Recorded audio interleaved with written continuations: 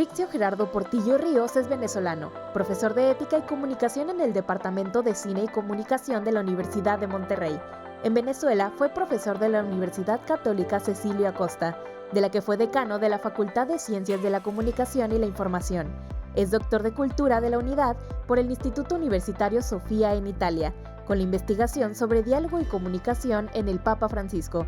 Actor de 2 libros, investigador y escritor en diversas revistas y sitios web especializados en España, Italia, Ecuador, México, Colombia, Argentina y Venezuela. Es doctor en Cultura de la Unidad por el Instituto Universitario Sofía en Italia, con la investigación sobre diálogo y comunicación en el Papa Francisco. Estimados amigos, bienvenidos a Intermedia. Yo soy Rixio Gerardo Portillo, profesor del Departamento de Cine y Comunicación de la Universidad de Monterrey, y hoy tendremos una plática sobre la comunicación en el Papa Francisco.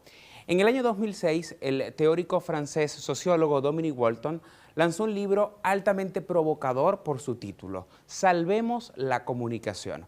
Pensando un poco en el contexto 2005-2006, era un poco el crecimiento de las nuevas plataformas y aplicaciones de redes sociales y de alguna manera el autor trataba como de reivindicar el sentido primario de la comunicación y de allí se proponía un poco dar respuesta al paradigma tecnocrático. Hagamos un ejercicio de una aplicación tecnológica que pudiese tener todas las preguntas y todas las respuestas. Quizás en el 2006 era un poco lejano, pero quizás hoy en día ya es una realidad. De ahí un poco la relevancia de Dominique Walton de tratar de ver salvar la comunicación es tratar de ir al sentido originario y primario del proceso de la comunicación. Principalmente el ver cómo era definida la comunicación. Y aquí voy a tratar de ponerles dos ejemplos.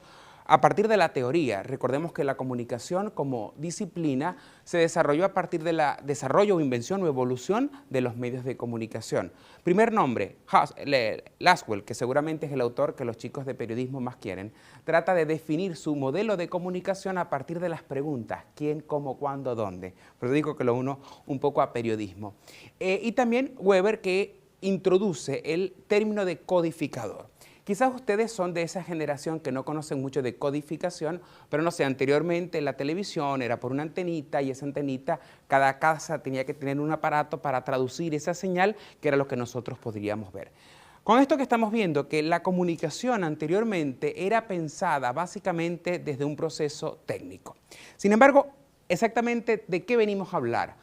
¿Cuál es la distinción de la comunicación en el Papa Francisco?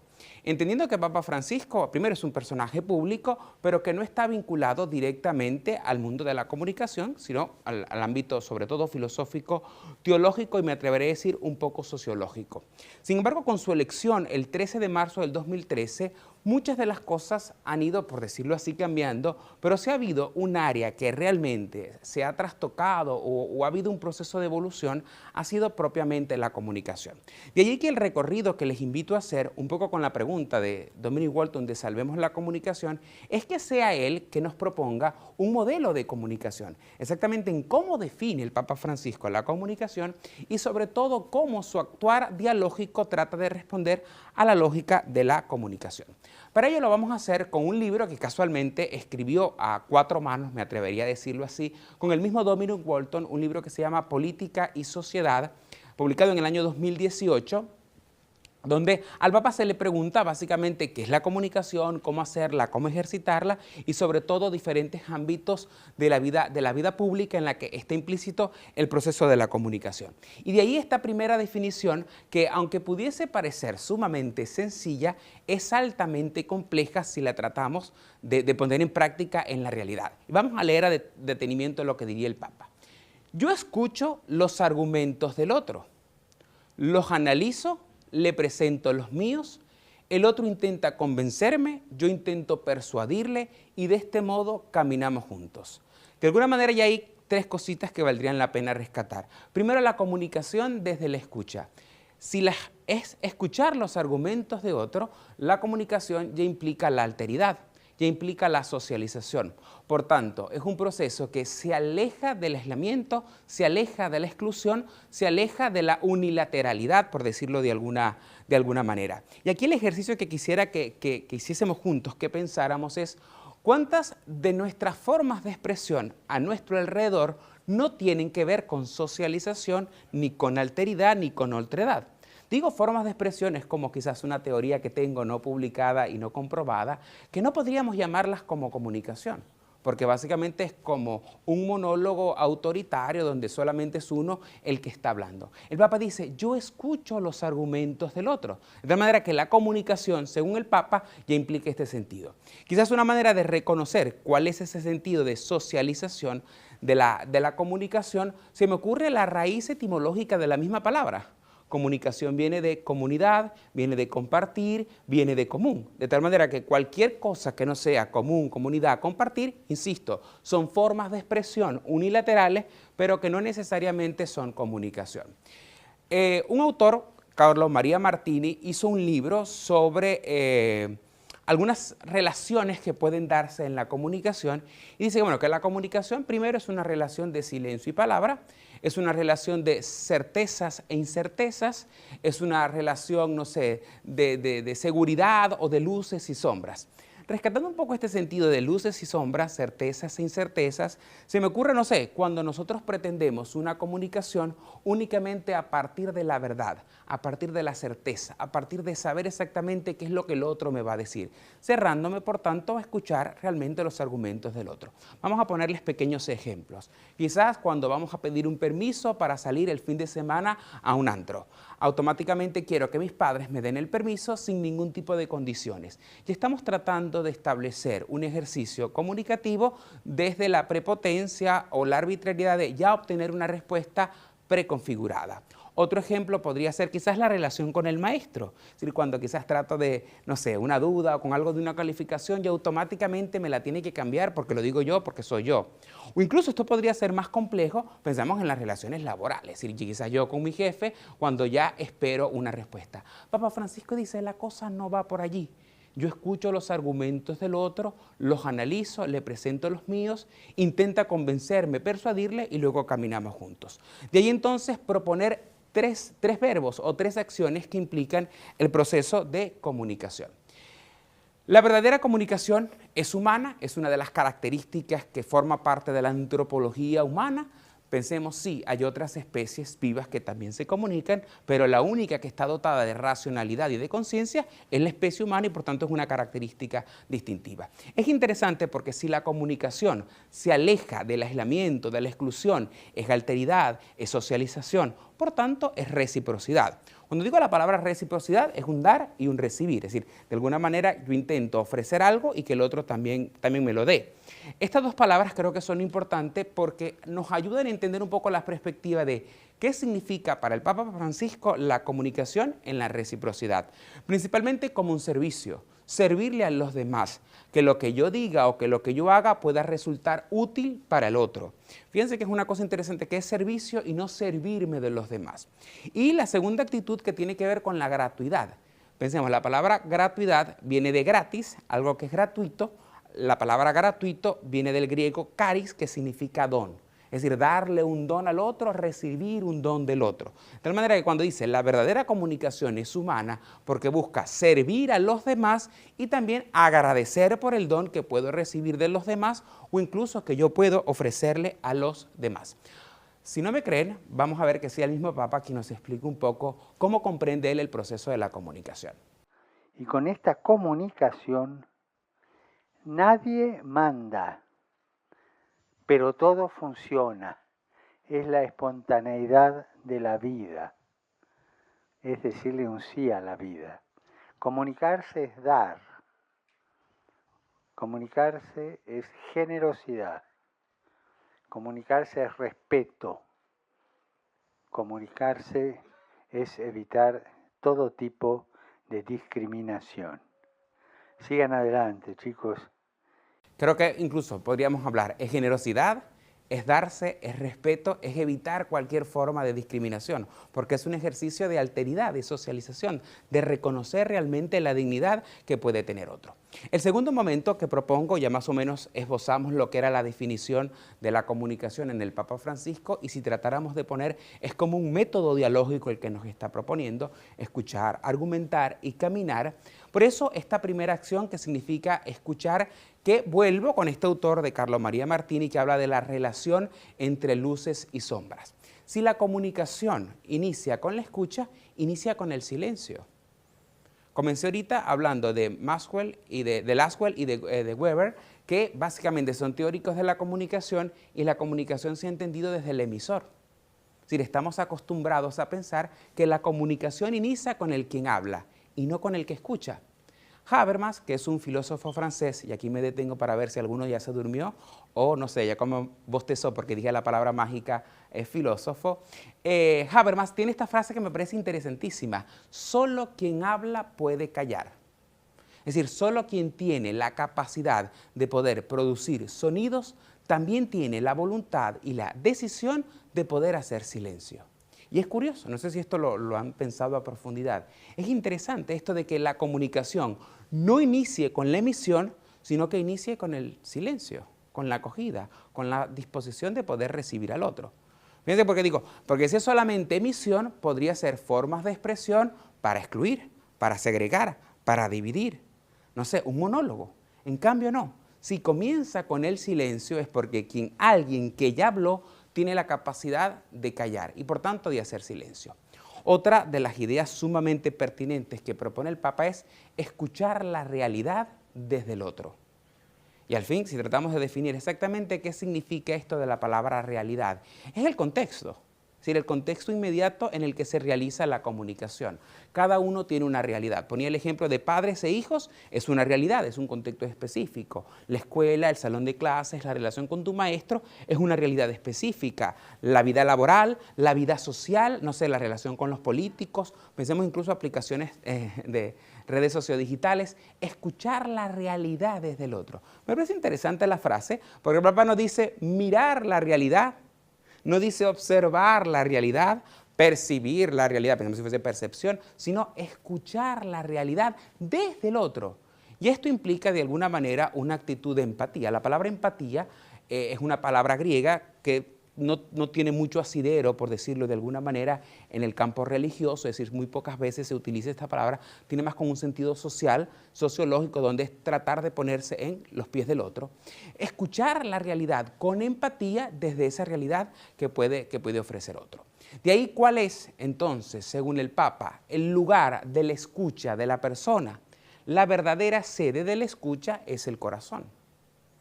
Y si pensamos, yo escucho los argumentos del otro, tratar de escuchar a la persona desde el corazón. Me detengo un poquito porque vuelvo un poco con la realidad antropológica de qué significa exactamente el corazón. El corazón es la esencia de la persona, es el centro de la persona, donde puede salir, donde puede surgir, donde puede emerger lo bueno y lo malo, el amor, el odio, el cariño o el resentimiento.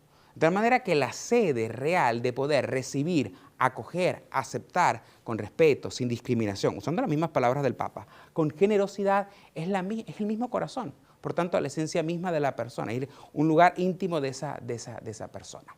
El segundo verbo que propone el Papa es el hablar, y dice, yo escucho los argumentos, propiamente no habla de hablar, sino propiamente de argumentar.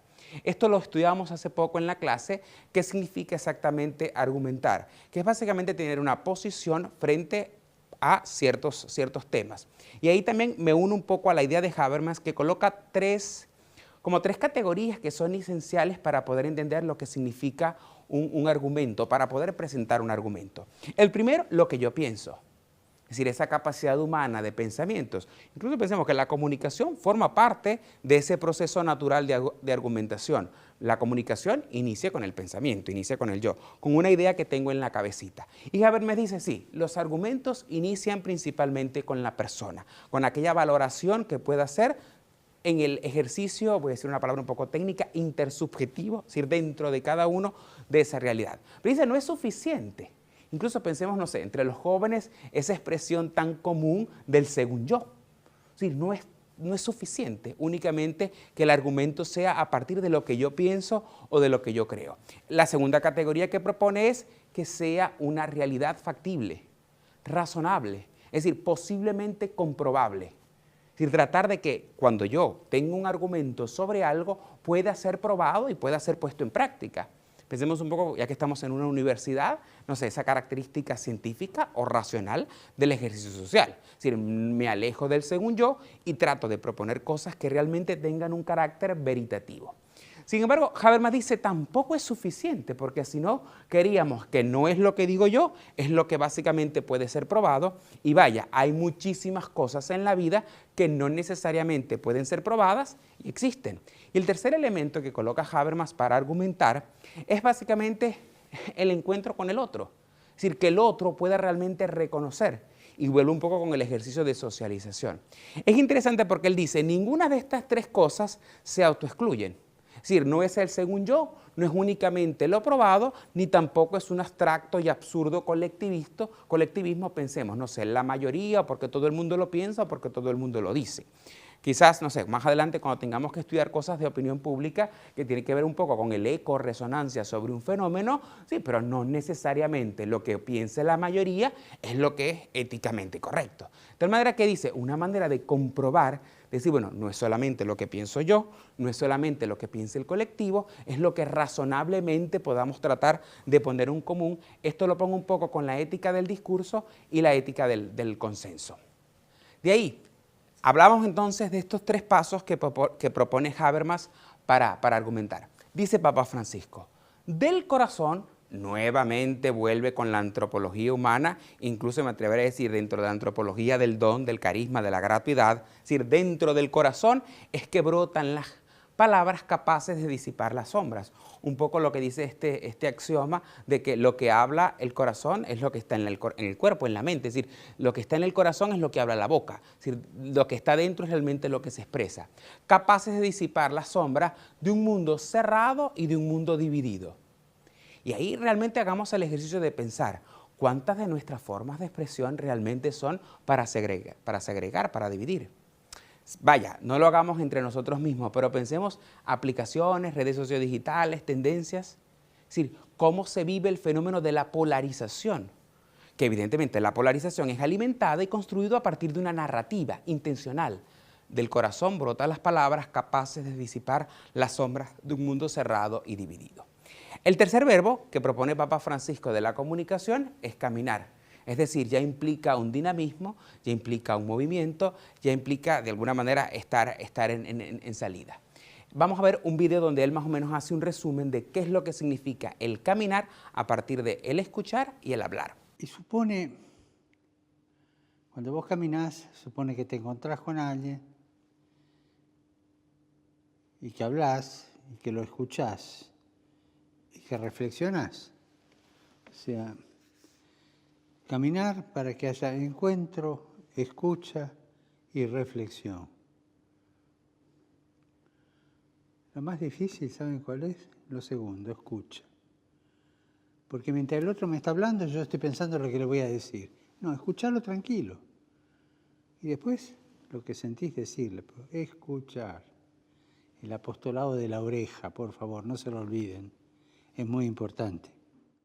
Es interesante porque habla del hablar, del escuchar y del caminar. Digo que esto del caminar a partir del encuentro, y es un poco la verdadera comunicación, es un tú con un yo en salida, es una frase muy repetida de Papa Francisco, esto de la cultura del encuentro. ¿Y qué significa el encontrarse? Hay un sociólogo austriaco, Martin Buber, que dice que el encuentro es constitutivo de la realidad social y es constitutivo y fundamental de la vida. Toda vida inicia con el encuentro, con encontrarse con el otro. Incluso uno de los símiles que coloca es muy interesante porque es casi como el mismo. Dice, un camino. Usted hace un camino. Usted solamente conoce una parte del camino. Tiene que venir otro, por alteridad, por otredad, por socialización, que le pueda mostrar esa parte del camino. Me detengo un poco porque si puedo reconocer el camino y puedo escuchar la realidad con el otro, esa posibilidad también del hablar con el otro. Y pensando un poquito esto que decía el Papa, que fue una frase magistral, no sé si están de acuerdo conmigo, sobre el apostolado de la oreja, es decir, que es un ejercicio que tratamos de poner en práctica, el poder escuchar con la oreja. Hay un autor que se llama Bernardo de Paulis que hizo un análisis sobre la comunicación en el Papa Francisco es un análisis sumamente interesante porque él es psiquiatra y hace un análisis clínico de cómo se comunica el Papa, es decir, se aleja un poco, digo, de la teoría de comunicación a la que estamos habituados. Y él, entre las cosas que dice, es que el Papa utiliza siempre la figura de los aforismos. Es quizás el momento donde todos están sacando el teléfono, revisando Google para ver qué es aforismo, pero no lo vayan a hacer, yo se los voy a definir porque me interesa que no cierren la ventana, sino que sigan reproduciendo este video y se sigan quedando con nosotros. Los aforismos, ¿qué son? Son enunciados que a partir de la cultura popular son creíbles, son veraces, es decir, forman parte de la sabiduría común, de la sabiduría popular. Vamos a tratar de traducir el término aforismo que puede resultar muy técnico, los refranes, que gozan de sabiduría popular y por tanto son repetidos. Uno de los, y digo un poco esto con el apostolado de la oreja, que el mismo Papa haya dicho en plena plaza de San Pedro, ¿cómo se suicida un argentino? Se sube sobre su ego y se lanza, siendo el argentino, es decir, un aforismo, es decir, una frase que de alguna manera a partir de esa cultura popular puede dejar algún tipo de enseñanza. La verdadera comunicación, por tanto, es un tú. Vuelve a reivindicar que no es desde el yo. Es decir, no es un monólogo, no es que yo hablo, no es lo que yo digo, no es lo que yo pienso, no es el según yo. Es un tú con un yo que están en salida. ¿Qué significa esta expresión? Incluso la coloco ahí entre comillas, en salida. El Papa dice, prefiero una comunicación en salida, sobreexpuesta, accidentada, incluso bajo el riesgo de poder quedar expuesta, y no una lógica cerrada, calculada. Pensemos un poco el pensar exactamente con las palabras específicas de lo que quiero decir, sino una lógica calculada. Las relaciones interpersonales no son así. Si tú estás platicando con un amigo, no es a partir de una lógica calculada. Usted dice lo primero que le sale. Incluso un tú, un yo que están en salida, donde el uno tiende hacia el otro. Y por tanto es reciprocidad, es una reciprocidad de servicio y gratuidad. Por último, para el cierre, Francisco Transmedia evidentemente es un personaje, decíamos, la pregunta que nos hacíamos al inicio, ¿cuáles son esas características distintivas de la comunicación? Bueno, vuelvo a Dominic Walton, salvemos la comunicación ¿de qué? Salvar la comunicación de lo mecánico, salvar la comunicación de la técnica, voy más allá. Salvar la comunicación de lo meramente digital y hacer realmente de la comunicación un ejercicio humano, relacional, desde la socialización, porque al fin y al cabo, ¿qué estamos haciendo en esas plataformas? Relaciones humanas, relaciones interpersonales. De allí entonces, ¿cuál es la clave o cuál es el secreto de un Francisco transmedia, de un personaje transmedia? La comunicación humana. Es decir, ¿qué se nos está presentando? Un personaje que se comunica humanamente, espontáneamente, insisto, sin esa lógica calculada de lo que debes decir. Aquí traigo algunos hitos que valdría la pena comentar sobre Francisco Transmedia. Primero el contexto, el primer papa en Instagram. Son más de 9 millones de seguidores. Incluso el video del 27 de marzo, que fue un evento que ocurrió en pleno de la pandemia, 27 de marzo del 2020, en pleno de la pandemia, que fue una oración que él hizo en la plaza de San Pedro totalmente desierta, estaba el solo lloviendo, no sé si alguno la podrá recordar, tiene 1 millar de reproducciones. Es casi el 80% de los usuarios en Instagram, que son aproximadamente como 1.200 millones. Por lo menos 1.000 millones de reproducciones. Es más o menos como si el 83%, para ser más exacto, hubiese reproducido ese video. Obviamente, un factor mediático. Y uno dice, bueno, ¿y por qué?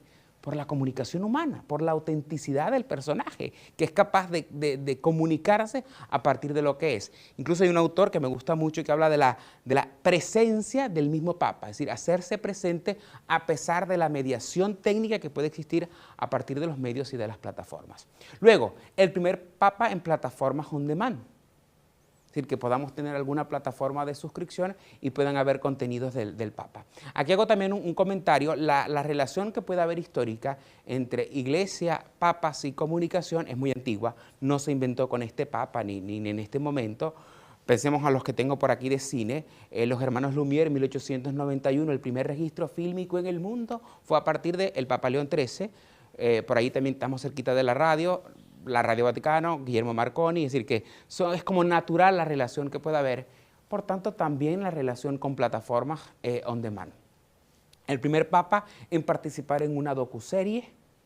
Y es una cosa interesante, hicimos una investigación sobre esto, y no son documentales sobre el Papa Francisco. Digo, sobre su historia, sobre su vida, qué hacía, qué come, cómo se mueve, con quién habla. No, son con el Papa Francisco. Es decir, él habla y son los mismos personajes, que en este caso no serían secundarios, los que intervienen en ese diálogo, que en algunos casos son con él y en otros no. Hablo de las plataformas on demand, no nos van a pagar, pero bueno, hay una serie donde él básicamente interviene, hace un input, pone el tema y después se desprenden los personajes a desarrollarlo. Esto también de papas y la presencia del Papa en el cine o en producciones audiovisuales, como les decía, no es ninguna novedad ni tampoco es la primera vez que sale como un ejercicio de reality sobre el Papa, pero lo interesante es que tenga presencia en docuseries, en plataformas y sobre todo que no sea él en primer lugar. El primer Papa en un estudio de televisión también. Anteriormente, ¿qué se hacía? No sé, se le iba a hacer una entrevista, se le iba a hacer algún ejercicio comunicativo, mediático, masivo, bueno, se trasladaban los equipos hacia un lugar disponible en el que el Papa se pudiese sentir más cómodo. No, en mayo de este año, si mal no recuerdo, creo que fue 27 de mayo, de este año visitó un estudio de la RAI, que es la televisora de señal abierta en Italia. El Papa de las entrevistas. ¿Cuántas entrevistas ofrece? Y traté de hacer un ejercicio en Google, busqué entrevistas del Papa, a ver, me salían más de 20.000 resultados. Estoy seguro que no son 20.000 entrevistas, pero sí por lo menos 20.000 referencias que se han repetido a partir de sus entrevistas. Y quizás un buen ejemplo son los vuelos, es decir, son los viajes, que incluso anteriormente lo que se hacía era que las conferencias de prensa eran al inicio. Este decidió, no lo vamos a hacer al inicio, vamos a hacerlo al final, para recoger un poco las impresiones de lo que está pasando y me atrevería a decir un poco para marcar la pauta de cuál es lo relevante de lo que realmente ocurrió en los viajes. Entonces, el Papa de las entrevistas en todos los escenarios, ¿sí? Estoy hablando de televisión, estoy hablando de blog, estoy hablando de podcast, es decir, muchos periodistas han tenido acceso al Papa. Pop Trend, el Papa de las tendencias también. Incluso en esta investigación que les estaba comentando, al menos en 45 países, al menos 6 veces al mes, el Papa es tendencia en redes sociales. Y ustedes dirán, ¿por qué esto? Es decir, ¿por qué de pronto es tendencia en X que Papa Francisco diga algo? Porque escucha la realidad del otro, porque habla de temas que tengan que ver con la contemporaneidad, con el hoy. Podrían tratar, no sé, de entrar a la discusión etérea del sexo de los ángeles, de, no sé, porque el cielo es azul, aunque Coco diga que el cielo no es azul, hay mi amor. Pero no, sí, podemos de este tipo de cosas, ¿por qué lo hacemos? Es decir, las tendencias, decíamos, 45 países que al menos 6 veces al mes. Incluso de esa misma investigación, del mismo día, del 27 de marzo, 6 tendencias durante 4 horas en un solo día, que no quiere decir que no es nada. A ver, de aquí nos tenemos que encargar con alguna tarea y les voy a proponer dos tareas. La primera, tratar de revisar cómo es el ejercicio de su comunicación. Es decir, tratar de ver si realmente nosotros estamos salvando a la comunicación, o me atrevo a decir en términos del de Dominic Walton, la estamos condenando. Y la segunda tarea, tratar de reproducir esto, darle like, para que evidentemente mucha más gente pues, se interese por este tipo de temas y sobre todo que podría ser un nuevo episodio, digo, para los productores le lanzo la idea de esta historia de vinculación que puede existir entre papas, iglesia y medios de comunicación. Yo soy Rixio Portillo, hablé de la comunicación en el Papa Francisco. Ha sido un gusto compartir con ustedes este momento. Muchas gracias.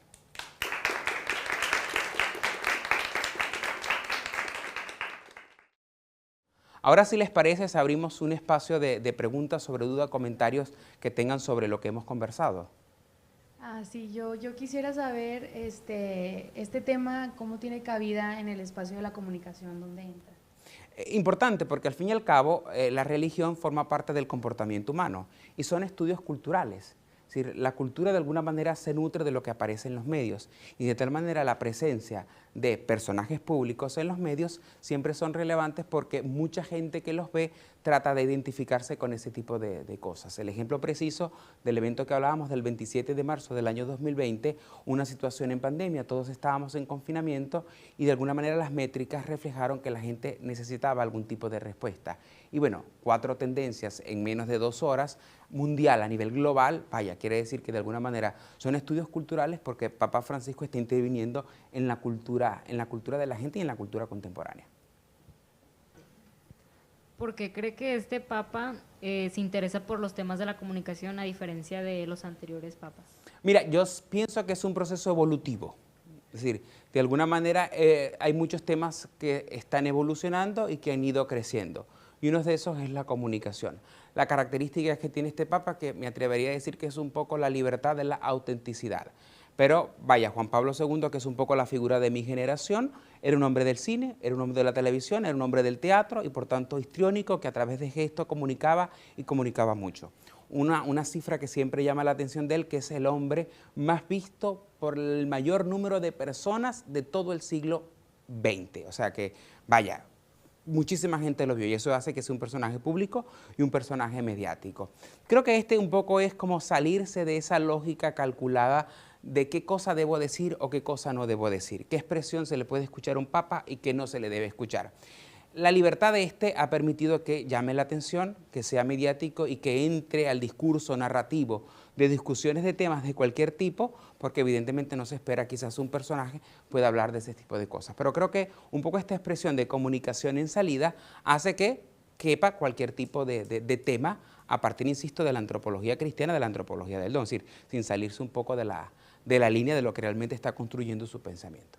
Así que es muy interesante eso, que forme parte de la evolución, la comunicación de la Iglesia. Gracias. Bien chicos, con esto entonces cerramos nuestro encuentro sobre la comunicación en el Papa Francisco, entendiendo que la comunicación que necesariamente tendría que ser salvada son las relaciones humanas, son las relaciones interpersonales y también entender que nuestro ejercicio de comunicación es para la socialización y para el encuentro con el otro. Soy Rixio Portillo, profesor del Departamento de Cine y Comunicación de la Universidad de Monterrey y esto es Intermedia. Muchas gracias.